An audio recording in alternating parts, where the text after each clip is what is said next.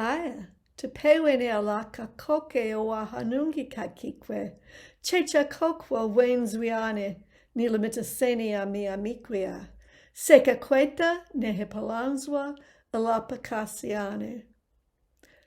I just introduced myself to you in Myaamiaataweenki, the Miami language. I said hello, it's good to see all of you here today. My name is Diane Hunter. I am a citizen of the Miami tribe of Oklahoma and a descendant of Seekaahkweeta and Palanzwa, who are also known as the Godfroys in English. And I am honored to serve my nation as Tribal Historic Preservation Officer. What I'd like to do with you today is to talk about the Miami tribe, about our land loss historically, and about our forced removal. But to do that, I'll need to talk about what came before, and certainly want to tell you what came after and about the tribe today. I find that it's generally good to begin at the beginning. Mitame Myaamiaataweenki nupangonje Seekaahkweeta. At first, the Miami came out of the water. That's the first line of our oldest story. It's the story of our emergence as Miami people. It's the story of our beginning as a unique and different people who came to be known as Myaamiaataweenki, or Miami. The place where we came out of the water we called Seekaahkweeta, and it was on the St. Joseph River, somewhere between South Bend, Indiana, and Lake Michigan. And you can see it on the map here. It's a circle with a star around it up near Lake Michigan.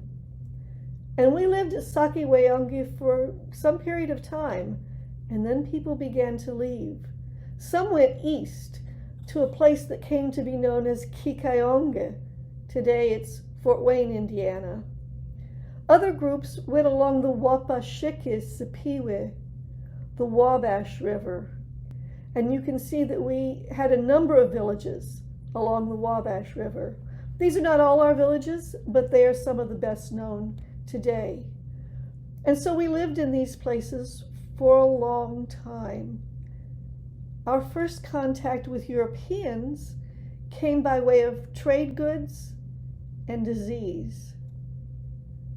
By the mid-1600s, we were trading directly with the French, and by the mid-1700s, we were also trading with the British. But then, in 1763, there was a Treaty of Paris, and in that treaty, the French ceded their claimed lands to the British. But those claimed lands were Myaamiaataweenki, the land of the Miami. We had not sold or ceded or given that land to the French, but now they were giving it to the British. And then just 20 years later, in 1783, there was another Treaty of Paris. This treaty was the one that ended the American Revolutionary War. And in that treaty, the British gave this land that was not theirs to the Americans. And the Americans saw it as their land. And they decided they should live on it.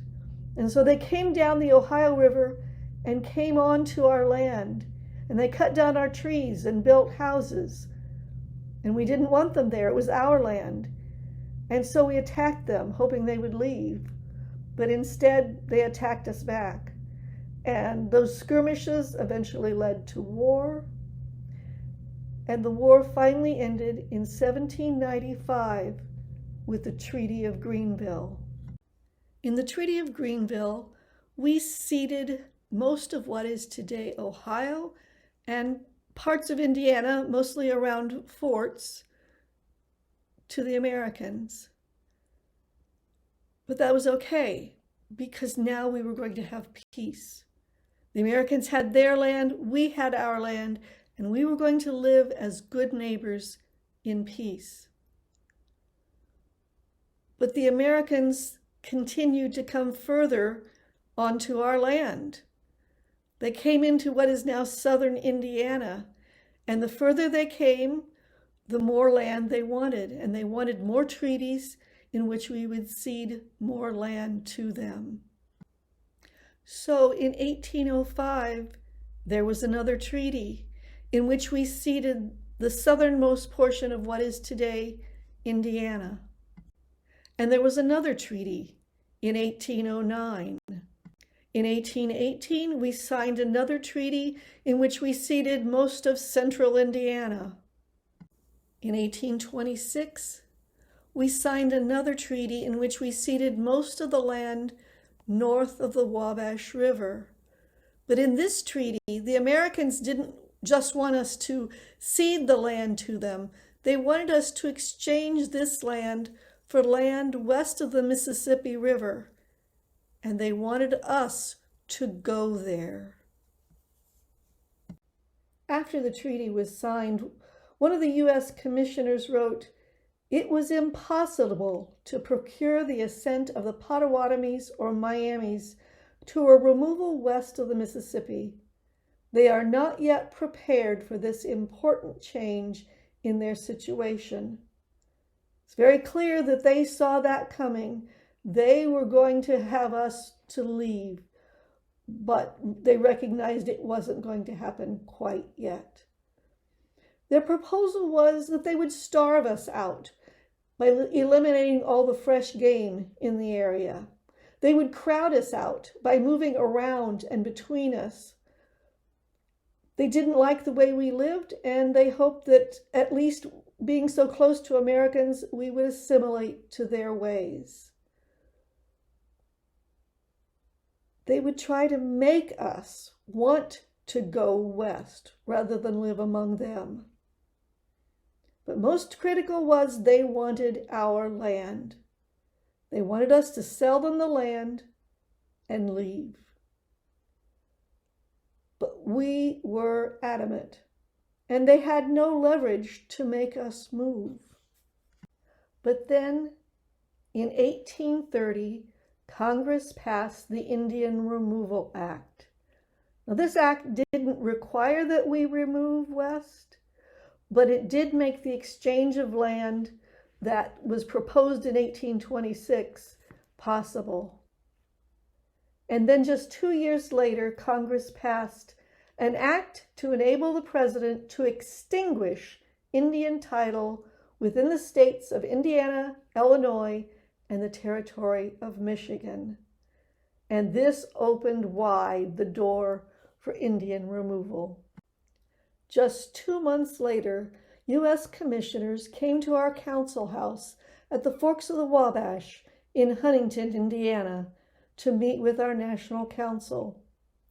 They wanted us to cede more land along the Wabash River, but mostly they wanted us to go west. So the conversation that was often repeated went something like this: "You should go west. We will not go. Think about it. We need a definite answer. We will not go. Let's talk about it again tomorrow." At the end of one of the negotiations, our principal chief, Pinjewa, Jean-Baptiste Richardville, said this: "Father, we think our answer is good. You point to the west and ask us to go there. There I shall never go, nor will my people. They are all opposed to leaving here. They will not sell their lands. I speak not for myself, but for my people." And they got nothing from us in this or the next negotiation. Finally, in October 1834, we signed another treaty. We ceded more land, but we insisted on individual reserves in the treaty. Now, individual reserves were portions of the land that was being ceded that were reserved out for individual Miami people or for a Miami village or family. President Jackson had told the commissioners, do not put individual reserves in the treaty. But the commissioners saw that they were not going to get a treaty signed unless they included those individual reserves. So when the treaty appeared on President Jackson's desk, he refused to sign it. He would not sign a treaty with individual reserves. In fact, that treaty didn't get signed until President Van Buren was in office, and he signed it in October 1837. But the ink was barely dry on the paper for that treaty when the commissioners asked us once again to sign another treaty. And so after signing the Treaty of 1838, the only communal tribal land that we had left to us was the Great Miami Reserve in the center of what is today Indiana. This was also the first treaty in which we agreed to consider being removed west. We didn't say we would go, but we said we would consider it. And I think that we were beginning to give up hope of being able to stay and survive as a nation. And just 2 years later, we signed the Treaty of 1840. And in that treaty, we agreed to exchange the Great Miami Reserve for land west of the Mississippi River. And more importantly, we agreed to be removed to that land. After saying no, no, no for so many years, we have to wonder why we agreed to be removed at this time. I think there are a number of reasons. For one, there were many pressures on Myaamiaataweenki, on Miami people, especially on our men, and those pressures were leading to increased violence and death among our people. We also had mounting debts that had to be paid, and the only way they could be paid was by selling land, and we would have no more land to sell. Perhaps one of the greatest reasons that led to our agreement to be removed was that over the last decade, our elder, significant, experienced leaders had been dying, and that culminated in the death of Second Chief Palanzwa, Francois or Francis Godfroy, on May 1st, 1840. He was the second chief, something like vice president, to Pinjewa, our principal chief. And with all the other leaders being very young, I think that Pinjewa felt that he had to make these decisions before his own death. He was 79 years old, and he needed to take action fast before he had to leave that decision to very young, inexperienced leaders. It was only about 3 weeks after the death of Palanzwa, Francis Godfroy, that Pinjewa, Chief Richardville, requested to sign a new treaty. And so our National Council signed a treaty for us to be removed. But no one wanted to go. Not even the men who signed the treaty wanted to go. And so we put it off. We can't go this year. We have to harvest our crops. We have to sell our individual land. Those individual reserves, we have to sell our land before we can go. We'd been given 5 years to remove, and those 5 years came and went, and we were still putting off removing. Until in late September 1846, the U.S. Army arrived at our villages. They rounded us up from our villages and took us to a prison camp in Peru, Indiana. And on October 6, 1846. They boarded us onto canal boats on the Wabash and Erie Canal, and they took us east into Ohio, and then we transferred to the Myaamia and Erie Canal. On the canals, we were going past our homes, our villages, our own private reserves, going past places that have been our home, places of importance to us, and we knew we would never see those places again. And so we took the canals south to where they ended at Cincinnati, Ohio. From the canals, they marched us down Main Street.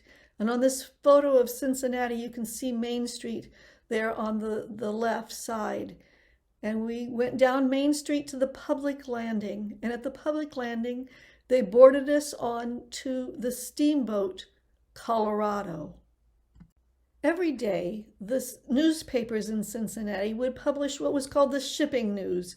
It was items being brought to Cincinnati by boat and items leaving Cincinnati by boat. And I'd like to share with you what was listed in the shipping news on the day that we arrived and left. Daily receipts by the Myaamia Canal: 134 barrels of whiskey, 218 barrels of flour, 10 sacks of 115 pounds of wool, 8 barrels of varnish, 2 Indian ponies, Myaamia Indians, 225 over and 78 under 8 years old, 49 perch stone, 4 pigs, and so on and so on. And shipments to St. Louis by the Colorado: 30 tons of dry goods, 32 casks of government stores, 350 Indians with their baggage. It's very clear that we were not passengers on these boats. So the steamboat Colorado took us west on the Ohio River and north on the Mississippi River to St. Louis. But they didn't take us into St. Louis. They put us on a sandbar called Bloody Island, and there we waited for 3 days while they found a boat that was small enough to go on the very shallow Missouri River.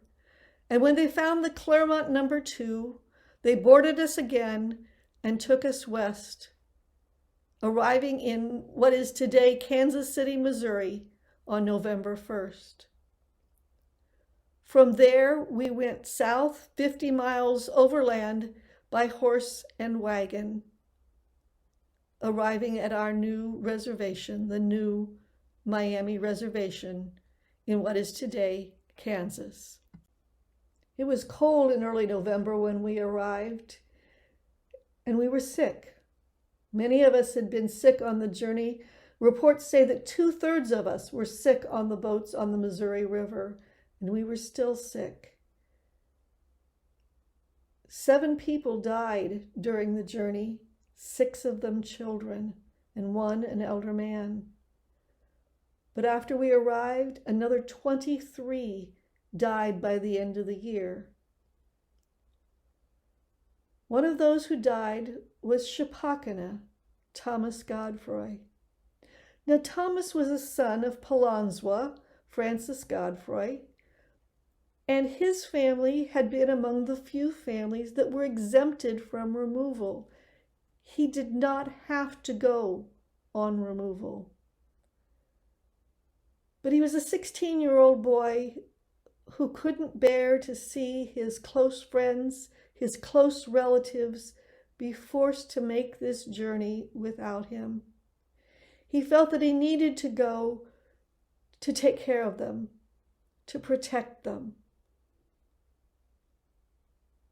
We have a letter from December 24th, 1846, written by Tupia, our principal chief then, Francis LaFontaine. He wrote, "Thomas Godfrey is very sick. His recovery is doubtful. When Thomas's mother, Seekaahkweeta, learned of his death, she wrote a letter on January 31st, 1847. She said, "I do assure you, it is a pang to my heart. And what I feel so bad is that he died without my seeing him." She blamed Joseph Sinclair, the U.S. removal agent. He had promised her that if she would let Thomas go, he would see that Thomas would come back with him. And she wrote, "It was under that promise that I consented to let him go. But God's will be done. I relied on him as a white man of honor and father to us. But he belied me." I think that Seekaahkweeta expresses the feelings not only of every parent who lost a child on this journey, but of every Myaami person, because everyone lost friends and relatives, either by death or by separation. It was a hard winter, but in the spring, we began building houses. We started businesses. We wanted to make a better life for our children. And life did get better for a while. And then the Americans came again, squatters living on our land, Kansas wanting to tax our land illegally. And in the years leading up to the Civil War, all around us were the battles of the Missouri bushwhackers and the Kansas Jayhawkers. And they were riding through our land to their battles. And they were terrifying to our women and to our children. After the Civil War, the U.S. government wanted us to move to Indian Territory. They decided they liked the land in Kansas and they wanted it. And things had gotten so bad that the tribe agreed to go. And so our tribal government moved to northeastern Oklahoma on the Neosho River. And that is where our tribe continues to be. In 1936, Congress passed the Oklahoma Indian Welfare Act.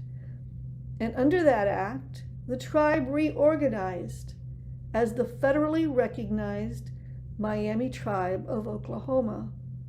And we ratified our Constitution in 1939.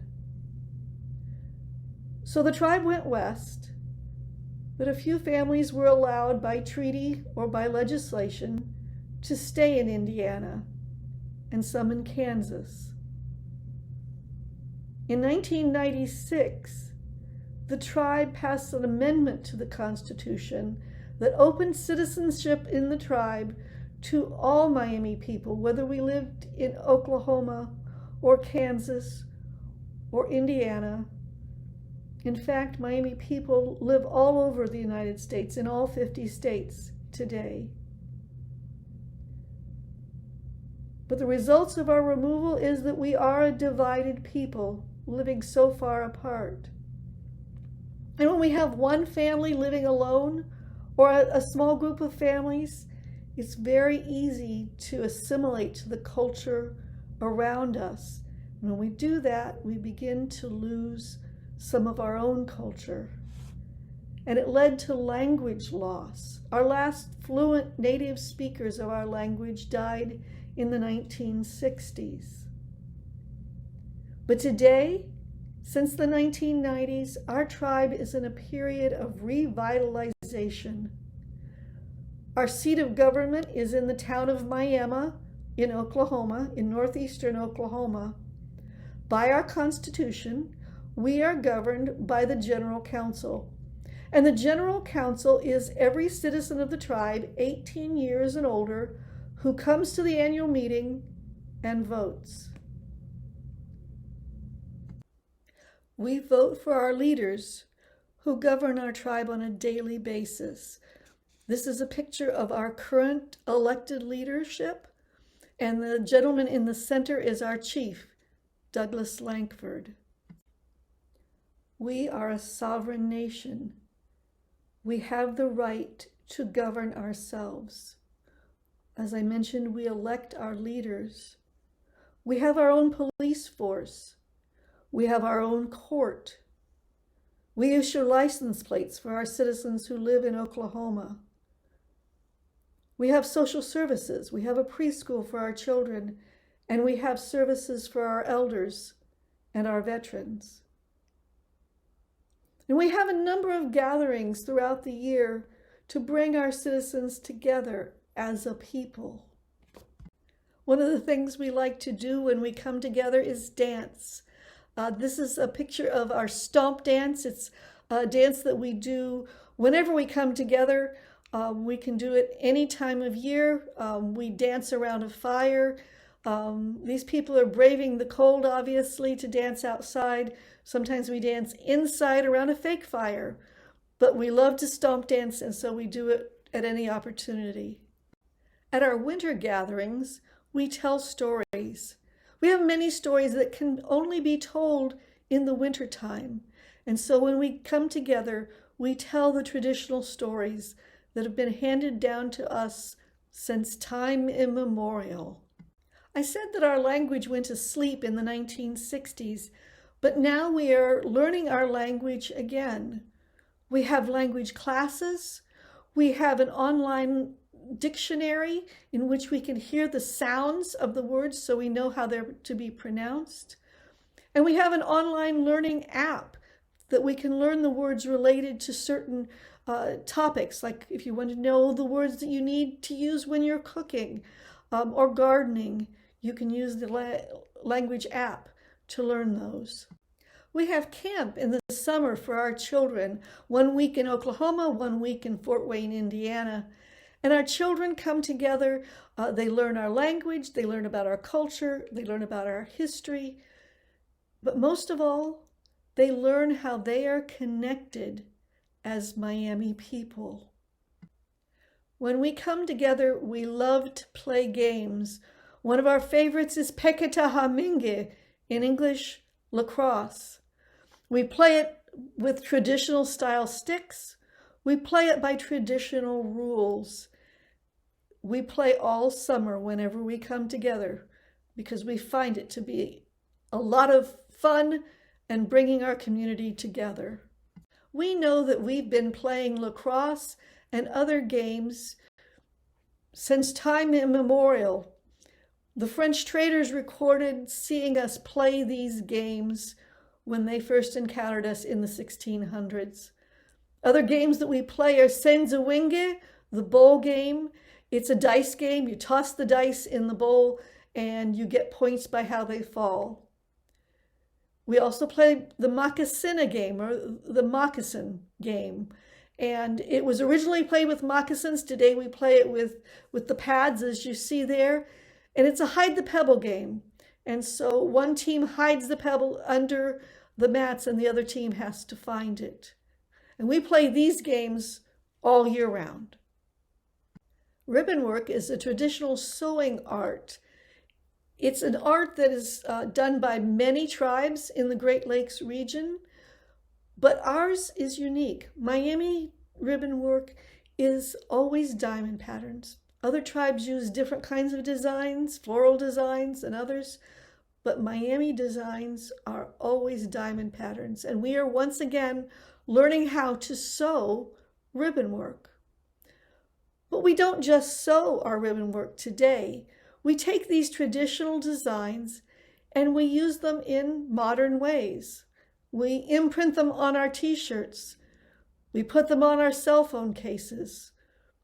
I put them on my PowerPoint slides. And when I see designs like this, I know that I'm seeing a Myaami person. My work as Tribal Historic Preservation Officer is about our identity. It's about who we are as Myaami people. It's about our way of life. our unique perspective. It's tied to our language, our stories, our history. And it's about leaving something behind, about leaving what we now have learned for the next generations. If you would like to learn more about Miami history, you can use this app that's linked to here, achimotatiangwe.org.